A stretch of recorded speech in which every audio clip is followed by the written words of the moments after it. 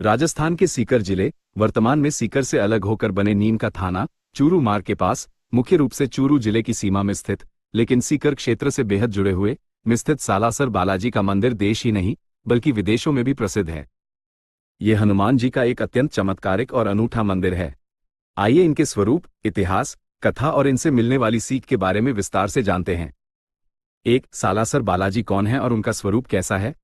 सालासर बालाजी साक्षात भगवान हनुमान ही हैं, लेकिन यहाँ उनकी मूर्ति पूरे भारत में सबसे अलग और अनोखी है। अनोखा स्वरूप, यहाँ हनुमान जी के बाल रूप की नहीं बल्कि एक वयस्क रूप की पूजा होती है, जिसमें उनके चेहरे पर दाढ़ी और मूंछ है। शीश की पूजा, यहाँ बालाजी की पूरी मूर्ति न होकर केवल उनका मुख्य विग्रह शीश स्थापित है। लक्ष्मणगढ़ और सीकर से जुड़ाव, भौगोलिक रूप से यह स्थान सीकर के पास सालासर गांव, चूरू जिला में स्थित है और यहाँ सालों से लाखों भक्त मन्नतें मांगने आते हैं। 2. सालासर बालाजी की पावन कथा। सालासर बालाजी की कहानी मुख्य रूप से भगवान हनुमान के एक परम भक्त महात्मा मोहनदास जी और एक चमत्कारिक घटना से जुड़ी है। भक्त मोहनदास जी की भक्ति। सालासर गांव में मोहनदास जी नाम के एक संत रहते थे। वे बचपन से ही हनुमान जी के परम भक्त थे। उनकी अगाध भक्ति से प्रसन्न होकर हनुमान जी ने उन्हें वचन दिया था कि वे मूर्ति रूप में प्रकट होकर उनके पास आएंगे। खेत में मूर्ति का प्रकट होना। सन 1754 असोस आसोता गांव में एक किसान अपने खेत में हल चला रहा था। हल चलाते समय उसका हल किसी पत्थर से टकराया। जब उसने उस जगह को खोदा तो वहां से हनुमान जी की एक अद्भुत मूर्ति निकली। उसी समय उस किसान की पत्नी उसके लिए भोजन लेकर आई थी। उसने बड़े प्रेम से मूर्ति को बाजरे के चूरमे का भोग लगाया। आज भी सालासर बालाजी में बाजरे के चूरमे का भोग लगाने की परंपरा है। सालासर आगमन। उसी रात आसोता के जमींदार और भक्त मोहनदास जी दोनों को हनुमान जी ने सपने में दर्शन दिए और मूर्ति को सालासर में स्थापित करने का निर्देश दिया। बैलगाड़ी पर मूर्ति को रखकर सालासर लाया गया। जिस स्थान पर बैलगाड़ी अपने आप रुक गई, उसी स्थान पर शनिवार, श्रावण शुक्ल नवमी, संवत 1811 ईस्वी 1754 को इस मूर्ति की स्थापना की गई। 3. आज के जमाने में हम सालासर बालाजी से क्या सीख सकते हैं? सालासर बालाजी का इतिहास और हनुमान जी का चरित्र आज के आधुनिक और भागदौड़ भरे जीवन कलयुग में हमें कई महत्वपूर्ण सीख देता है। स्वार्थ सेवा और समर्पण, सेल्फलेस सर्विस। हनुमान जी को सेवक माना जाता है जिन्होंने भगवान राम की सेवा में अपना पूरा जीवन समर्पित कर दिया। आज के जमाने में जब लोग हर काम के पीछे अपना फायदा ढूंढते हैं, बालाजी हमें सिखाते हैं कि बिना किसी लालच के अपने कर्तव्य और समाज की सेवा कैसे की जाती है। अटूट विश्वास और धैर्य, फेथ और पेशेंस। भक्त मोहनदास जी ने सालों तक हनुमान जी का इंतजार किया। आज की पीढ़ी को तुरंत परिणाम, इंस्टेंट ग्रेटिफिकेशन चाहिए होता है। सालासर की कथा हमें सिखाती है कि अगर आपका विश्वास सच्चा है और आप में धैर्य है तो आपकी मेहनत और प्रार्थना का फल आपको निश्चित रूप से मिलेगा। सादगी और विनम्रता, सिंप्लिसिटी और ह्यूमिलिटी। असीमित शक्तियों के मालिक होने के बावजूद हनुमान जी हमेशा विनम्र रहे। सालासर धाम में राजा हो या रंक, सब एक समान धागा बांधकर मन्नत मांगते हैं। ये हमें सिखाता है कि जीवन में आप कितने भी सफल या शक्तिशाली क्यों न हो जाएं, अपनी जड़ें और विनम्रता कभी नहीं छोड़नी चाहिए। संकट प्रबंधन और मानसिक शक्ति, क्राइसिस मैनेजमेंट। हनुमान जी को संकट मोचन कहा जाता है। आज के समय में डिप्रेशन, तनाव और मानसिक परेशानियां बहुत बढ़ गई हैं। बालाजी की भक्ति हमें विपरीत परिस्थितियों में भी शांत रहकर संकटों का सामना करने की आंतरिक और मानसिक शक्ति, मेंटल स्ट्रेंथ देती है। एक विशेष बात, सालासर बालाजी के मंदिर में एक प्राचीन खेजड़ी का पेड़ है जहां श्रद्धालु नारियल बांधकर मन्नत मांगते हैं।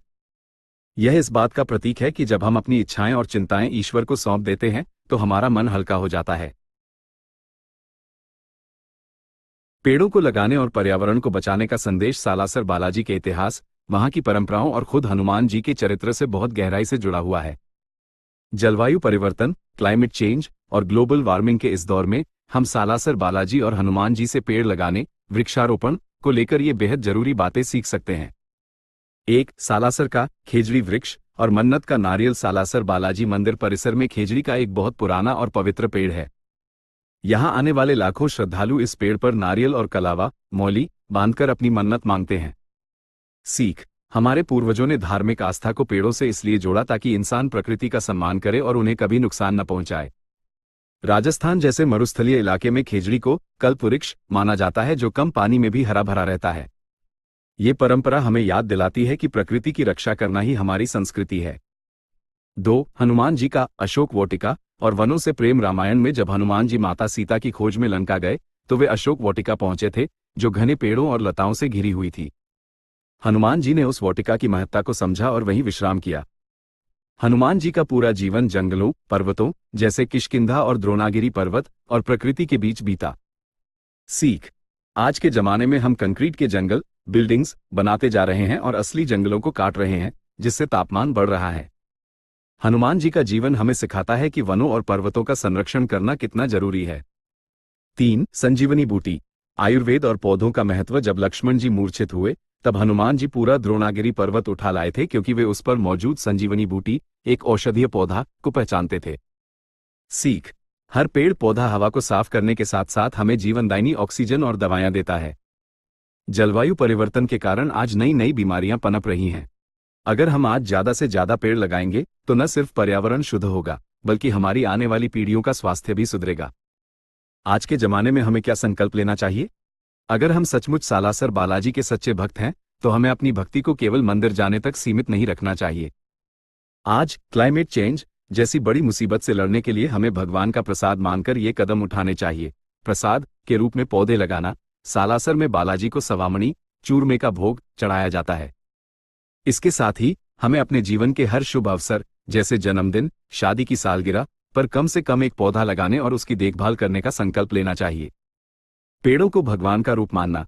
जैसे हम सालासर की खेजड़ी की पूजा करते हैं, वैसे ही अपने आसपास के पीपल, बरगद, नीम और तुलसी जैसे पौधों को बचाएं। ये पेड़ 24 घंटे ऑक्सीजन देते हैं और कार्बन डाइऑक्साइड सोखकर धरती का तापमान कम करते हैं। सूखे और मरुस्थलीकरण को रोकना। सीकर, चूरू और शेखावाटी का यह इलाका पहले से ही कम पानी और गर्मी के लिए जाना जाता है। यहाँ ज्यादा से ज्यादा पेड़ लगाने से मानसून बेहतर होगा, मिट्टी का कटाव रुकेगा और भूजल, ग्राउंड वाटर का स्तर बढ़ेगा। निष्कर्ष। हनुमान जी अतुलित बलधामय, असीमित बल के मालिक हैं। धरती पर क्लाइमेट चेंज के संकट को दूर करने के लिए हमें भी हनुमान जी जैसी इच्छाशक्ति दिखानी होगी। एक भक्त, एक पेड़ का संकल्प ही सालासर बालाजी की सच्ची सेवा होगी।